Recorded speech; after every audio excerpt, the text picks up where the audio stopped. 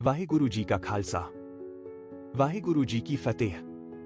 साध संगत जी, आप सभी का प्रेम पूर्वक स्वागत है। आज हम श्री दरबार साहिब अमृतसर से प्राप्त पावन अमृत वेले के हुक्मनामे पर विचार करेंगे। आज का हुक्मनामा श्री गुरु अमरदास जी महाराज की पावन वाणी है, जो श्री गुरु ग्रंथ साहिब जी के अंग 796 पर अंकित है। यह हुक्मनामा हमें जीवन की सबसे बड़ी सच्चाई से परिचित कराता है। गुरु साहिब हमें समझाते हैं कि यदि मनुष्य ने इस दुर्लभ जीवन में परमात्मा को नहीं पाया, यदि उसने गुरु के शब्द को अपने जीवन में नहीं उतारा, तो चाहे उसके पास कितना भी धन, वैभव, परिवार और सम्मान क्यों न हो, उसका जीवन अपने वास्तविक उद्देश्य से खाली रह जाता है। संगत जी, जरा एक क्षण के लिए सोचिए। जब एक बच्चा इस संसार में जन्म लेता है तो उसके पास न धन होता है, न पद, न प्रतिष्ठा। वह केवल परमात्मा की अमानत बनकर इस धरती पर आता है।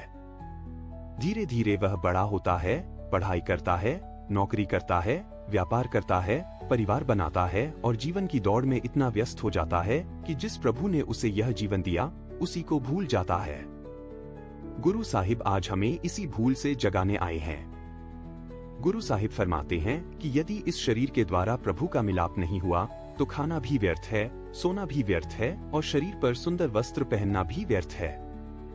संगत जी, इसका अर्थ यह बिल्कुल नहीं कि भोजन करना गलत है या अच्छे वस्त्र पहनना गलत है।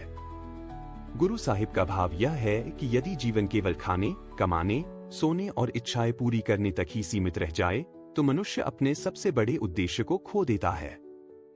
आज का इंसान सुबह उठते ही सबसे पहले मोबाइल देखता है, फिर काम, पैसा, तनाव, सोशल मीडिया, प्रतियोगिता और भविष्य की चिंता में पूरा दिन निकल जाता है। रात को फिर थककर सो जाता है। यही क्रम वर्षों तक चलता रहता है। लेकिन क्या हमने कभी अपने आप से पूछा कि मैं इस संसार में क्यों आया हूं? मेरा असली लक्ष्य क्या है? क्या केवल पैसा कमाना ही जीवन का उद्देश्य है? गुरु साहिब कहते हैं, नहीं। मनुष्य जीवन का सबसे बड़ा उद्देश्य परमात्मा को पहचानना है। धन कमाइए, परिवार संभालिए, मेहनत कीजिए, लेकिन उस प्रभु को मत भूलिए जिसने यह सब कुछ दिया है।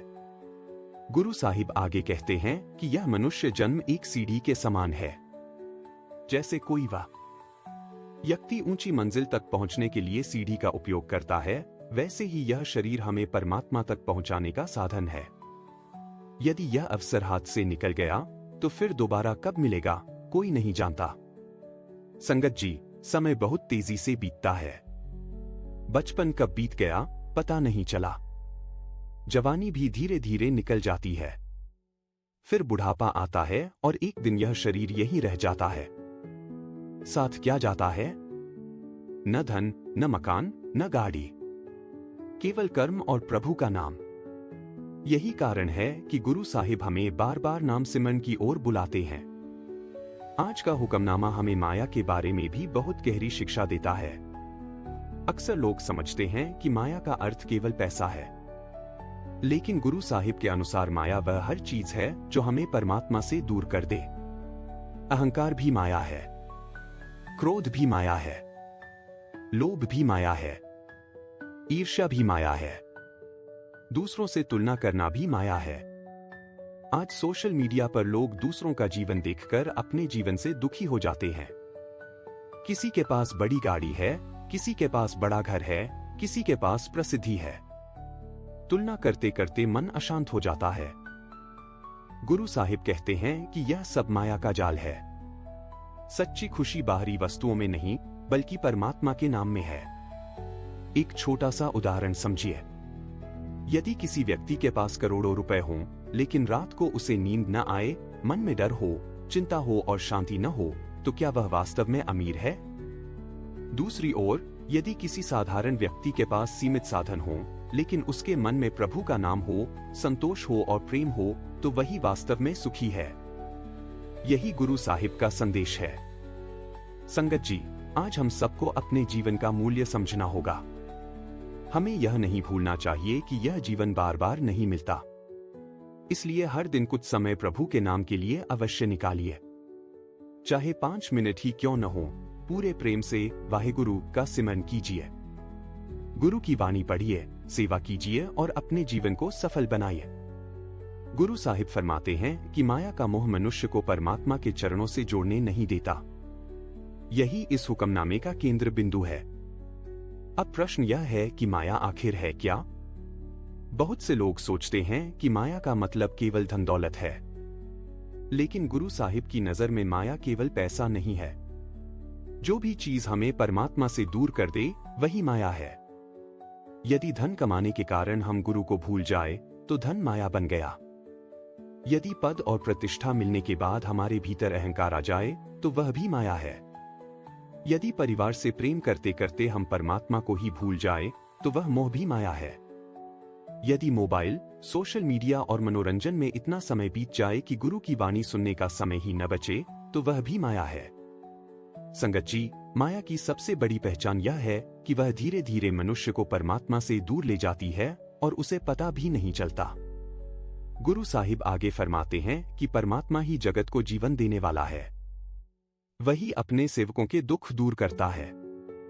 हम अक्सर सोचते हैं कि हमारी नौकरी हमें चला रही है, हमारा व्यापार हमें चला रहा है या हमारा बैंक बैलेंस हमें सुरक्षित रखता है।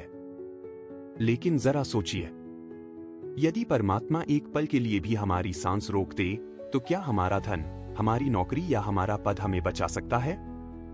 नहीं। इसलिए गुरु साहिब हमें याद दिलाते हैं कि सबसे बड़ा सहारा केवल परमात्मा है। साध संगत जी, आज पूरी दुनिया भाग रही है। कोई पैसे के पीछे भाग रहा है, कोई प्रसिद्धि के पीछे भाग रहा है, कोई बड़ी गाड़ी चाहता है, कोई बड़ा घर चाहता है। लेकिन गुरु साहिब पूछते हैं, यदि पूरी दुनिया मिल जाए और परमात्मा ही खो जाए तो क्या पाया? इतिहास गवाह है कि बड़े बड़े राजा, सम्राट और अरबपति भी खाली हाथ ही इस संसार से गए। साथ क्या गया? केवल कर्म, केवल नाम, केवल सेवा। गुरु साहिब फिर फरमाते हैं, परमात्मा दया का सागर है। वह किसी से भेदभाव नहीं करता। जैसे सूर्य सबको समान प्रकाश देता है, जैसे वर्षा अमीर गरीब का भेद नहीं करती, वैसे ही परमात्मा की कृपा भी सबके लिए समान है। लेकिन अंतर इस बात का है कि कौन उस कृपा को ग्रहण करने के लिए तैयार है। अब गुरु साहिब दो शब्दों का उल्लेख करते हैं, गुरमुख और मनमुख। साध संगत जी, इन दोनों शब्दों को समझना बहुत आवश्यक है। गुरमुख वह है जो गुरु की ओर मुख करके चलता है। वह हर निर्णय लेने से पहले सोचता है, क्या गुरु साहिब इस कार्य से प्रसन्न होंगे? वह सत्य बोलता है, ईमानदारी से कमाई करता है, किसी का हक नहीं मारता, दूसरों की सहायता करता है। वह सफलता मिलने पर भी विनम्र रहता है और असफलता आने पर भी प्रभु का धन्यवाद करता है। अब मनमुख कौन है? मनमुख वह है जो केवल अपने मन की सुनता है। यदि मन कहे क्रोध करो तो क्रोध करता है। यदि मन कहे झूठ बोलो तो झूठ बोलता है। यदि मन कहे लालच करो तो लालच करता है। यदि मन कहे किसी को धोखा दो तो वह भी कर देता है। ऐसा व्यक्ति बाहर से चाहे कितना भी सफल दिखाई दे, लेकिन भीतर से कभी सुखी नहीं होता। गुरु साहिब कहते हैं कि गुरमुख मुक्त हो जाता है और मनमुख मोह के बंधनों में फंसा रहता है। संगत जी, आज एक छोटा सा उदाहरण समझिए। दो व्यक्ति एक ही कार्यालय में काम करते हैं। दोनों की तनख्वाह समान है, दोनों के परिवार समान हैं। लेकिन पहला व्यक्ति हर समय शिकायत करता रहता है। उसे लगता है कि दुनिया उसके विरुद्ध है। वह हमेशा तनाव में रहता है। दूसरा व्यक्ति भी कठिनाइयों का सामना करता है, लेकिन वह हर सुबह प्रभु का नाम लेकर दिन की शुरुआत करता है। वह मेहनत करता है, ईमानदारी से काम करता है, हर परिस्थिति में धन्यवाद करता है। अब बताइए, दोनों में अधिक सुखी कौन है? निश्चित रूप से वही जिसके भीतर प्रभु का नाम है। यही गुरु साहिब का संदेश है। सच्चा सुख परिस्थितियों में नहीं, सच्चा सुख मन की अवस्था में है। और मन की शांति केवल गुरु के शब्द से आती है। गुरु साहिब आगे फरमाते हैं कि जिस मनुष्य का मन केवल एक परमात्मा में जुड़ जाता है वह सदा प्रभु के साथ रहता है। ऐसे मनुष्य की आध्यात्मिक अवस्था का वर्णन शब्दों में नहीं किया जा सकता। संगत जी, जैसे समुद्र की सतह पर लहरें उठती रहती हैं, लेकिन समुद्र की गहराई में हमेशा शांति रहती है, वैसे ही संसार में परिस्थितियां बदलती रहेंगी।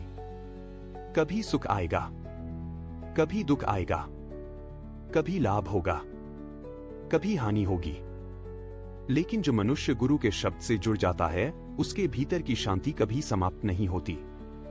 इसीलिए गुरु साहिब हमें बार बार नाम सिमरन करने की प्रेरणा देते हैं। गुरु साहिब अंत में फरमाते हैं कि जिस मनुष्य पर परमात्मा की मेहर होती है वही गुरु के शब्द को अपने हृदय में बसाता है। इसका अर्थ यह नहीं कि कृपा बिना कारण होती है। जब मनुष्य नम्रता से गुरु की शरण में आता है, सेवा करता है, नाम जपता है और सच्चे जीवन का प्रयास करता है, तब कृपा का द्वार खुलता है। आज हमें अपने जीवन में कुछ छोटे छोटे परिवर्तन करने हैं। सुबह उठकर सबसे पहले मोह आइल नहीं बल्कि वाहिगुरु का स्मरण करें। प्रतिदिन कुछ समय गुरबाणी पढ़े या सुने। अपनी कमाई ईमानदारी से करें। किसी का हक न मारें। यदि किसी से भूल हो जाए तो क्षमा मांगने में देर न करें और यदि किसी ने हमारे साथ गलत किया है तो उसे क्षमा करना भी सीखें। याद रखिए, बड़ा घर, बड़ी गाड़ी और बड़ा बैंक बैलेंस जीवन को आराम दे सकते हैं, लेकिन मन को शांति केवल गुरु का नाम ही देता है।